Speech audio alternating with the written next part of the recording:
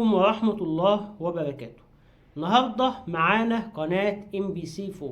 فجأة قناة MBC4 ما عادش بتشتغل غير صوت فقط على قمر الصناعي نايل سات، ولكن القناة شغالة عادي يا جماعة على الأجهزة الHD، ولكن القناة تحولت في جودة الصورة إلى جودة أعلى، فبالتالي لازم يكون عندك جهاز HD.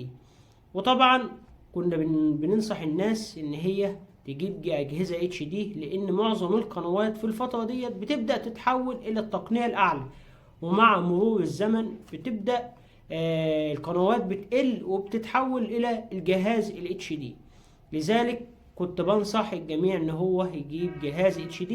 وطبعا عايز اقول لكم ان الجهاز الHD اصلا بيشتغل على التلفزيون، لو انت عندك تلفزيون عادي هيشتغل معاك، ولو انت عندك شاشة يعني هيشتغل معاك، فانت مش خسران حاجة.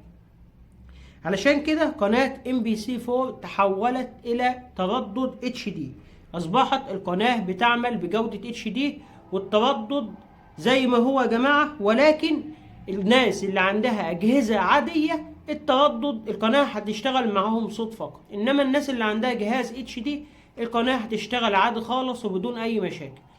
لازم يكون عندك جهاز HD علشان تشغل قناة MBC4 بدون أي مشاكل عبر القمر الصناعي نايل سات. ويلا بينا نبدأ نروح. التردد 11470 عمودي مع معدل ترميز 27500. نبدأ نروح للشاشة ونعمل بحث عشان نوريكم إن القناة شغالة وما فيهاش أي مشاكل. زي ما انتم شايفين كده، طبعا هنعمل لكم برضو بحث على قناة MBC4 عشان نتأكد إن القناة موجودة على التردد عادي يا جماعة.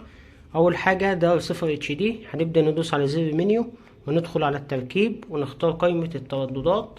هنبدأ ندوس اضافة احمر اهو، ونكتب التردد الخاص بقناة MBC4 11470، ونخلي دي 27500 27500، والاستقطاب هيكون عمود حرف V.